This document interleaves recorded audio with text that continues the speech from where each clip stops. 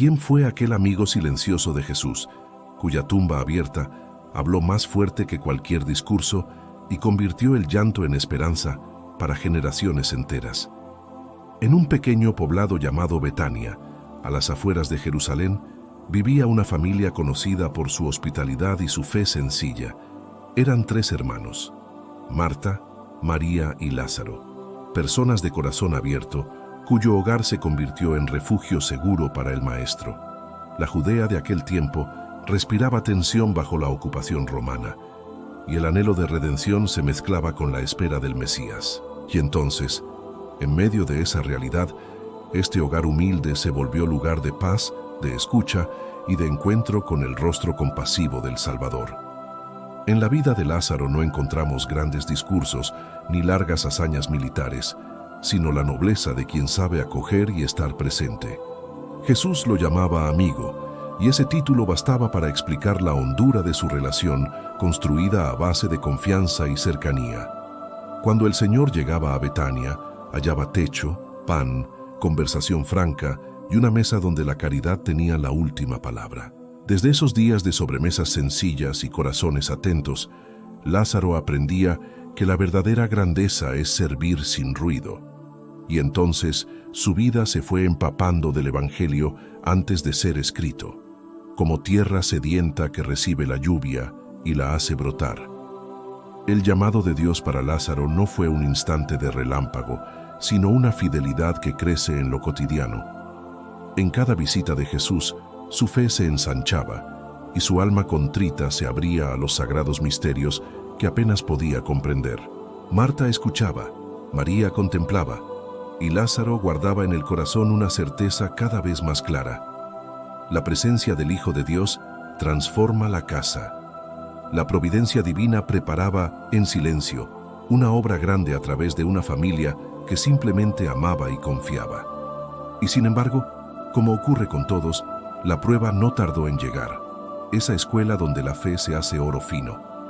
Un día, Lázaro cayó enfermo, y las hermanas mandaron un mensaje urgente: Señor, aquel a quien tú amas está enfermo. La espera se hizo larga, y el cuerpo de Lázaro, debilitado, cedió finalmente ante la enfermedad. El dolor entró en la casa. La sombra del sepulcro envolvió la vida, y Betania se llenó de lamentos y abrazos inconclusos. Y entonces, cuando parecía tarde, cuando la tumba cerrada dictaba sentencia, Jesús se puso en camino hacia sus amigos. Al llegar, encontró lágrimas, preguntas y fe herida, esa fe que no se rinde, pero que tiembla ante el misterio del sufrimiento. Marta, con el alma hecha nudo, proclamó su esperanza: Yo sé que resucitará. Y Jesús le reveló: Yo soy la resurrección y la vida. María cayó a sus pies, y el Maestro, viendo el dolor de todos, lloró. El rostro compasivo del Salvador se humedeció con el llanto de sus amigos.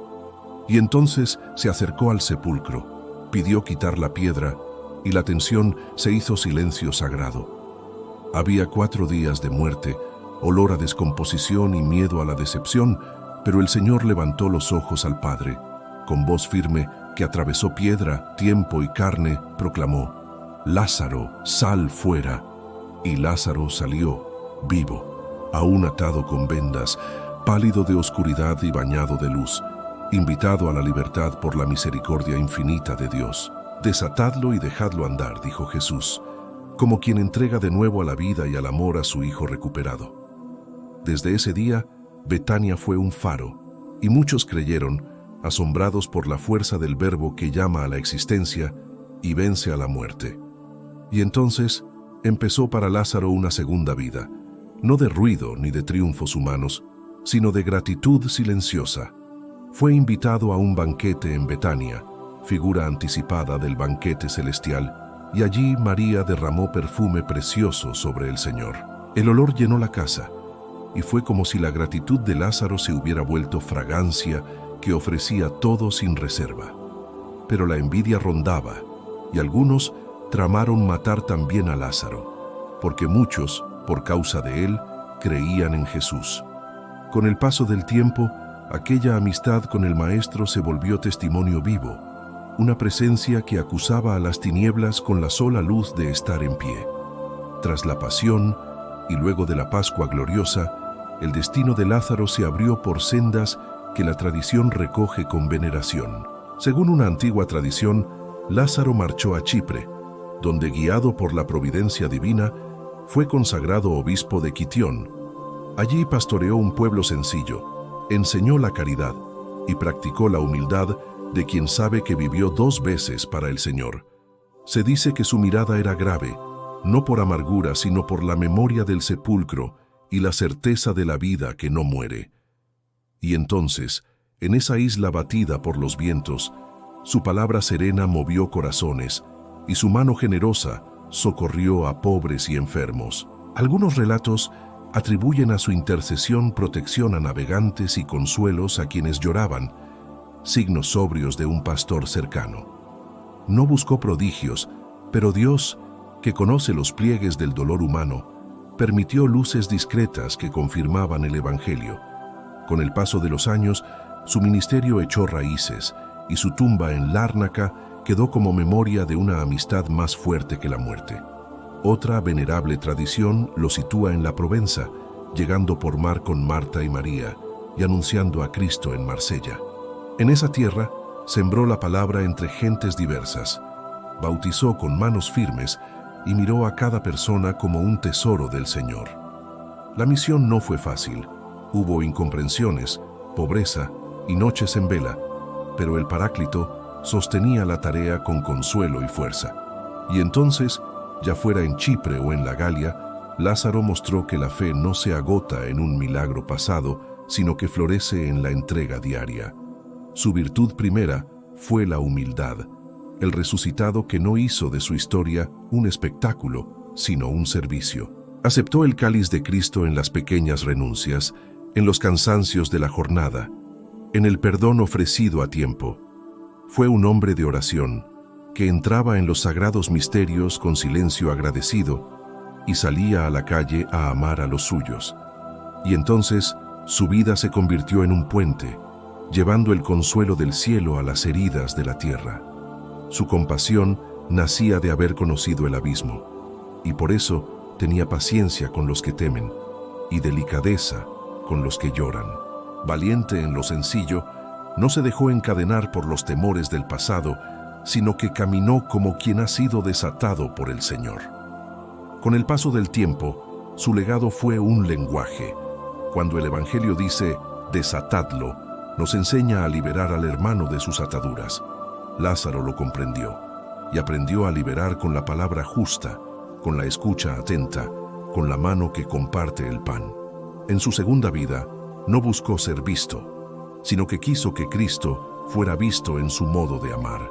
Y entonces, cada gesto suyo se volvió catequesis y cada silencio un altar donde el amor de Dios encontraba reposo. Su historia nos habla hoy como una campana clara en medio de la confusión, recordándonos que no hay situación definitiva para el que espera en Dios.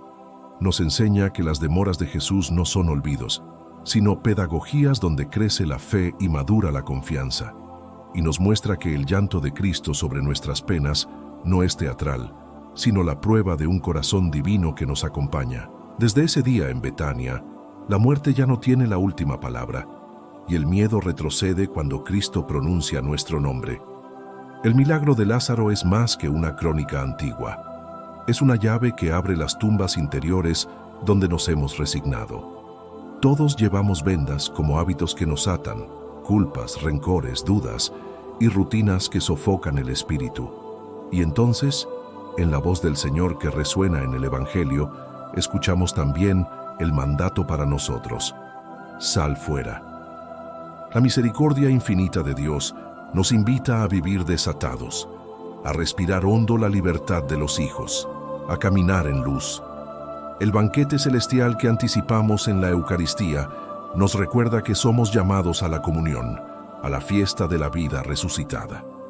Con el paso del tiempo, quizá nos hemos acostumbrado a la piedra en la puerta del corazón y necesitamos hermanos que la corran con nosotros. La comunidad de fe es esa Betania extendida, donde acogemos a Cristo, lloramos con Él y celebramos su poder sobre nuestra noche.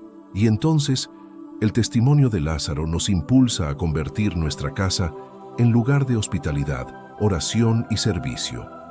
Si abrimos la puerta a Jesús, si le hacemos lugar en nuestros días, Él mismo hará del hogar un taller de resurrección. Hoy, frente a los desafíos del mundo, la vida de Lázaro nos llama a elegir la esperanza y a sostener a los que ya no pueden creer. Nos pide caminar con paciencia junto al que sufre y prestar el hombro y escuchar largo hasta que la paz vuelva al alma.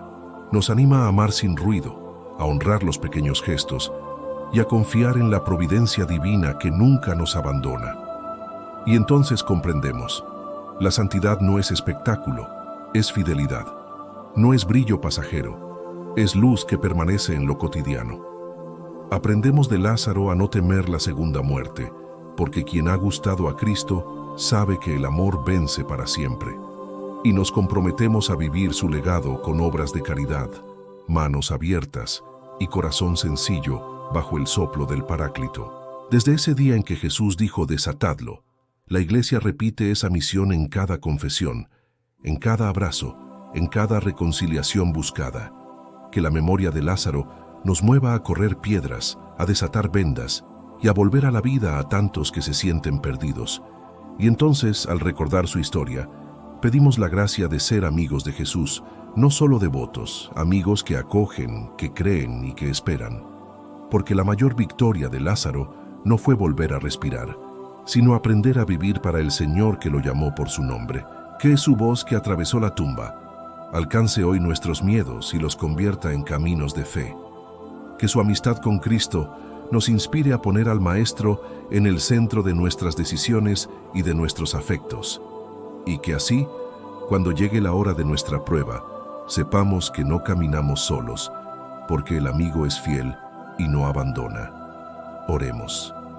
Señor Jesús, resurrección y vida, que llamaste a tu amigo Lázaro y lo sacaste del sepulcro, mira hoy nuestra pobreza y nuestras ataduras. Quita la piedra de nuestra incredulidad, desata lo que nos impide amar y fortalece nuestra esperanza con la luz de tu palabra. Danos un corazón humilde y servicial para ser Betania en el mundo y casa abierta para tu presencia. Que, sostenidos por el Paráclito, bebamos el cáliz de Cristo con fidelidad y participemos un día del banquete celestial. Amén.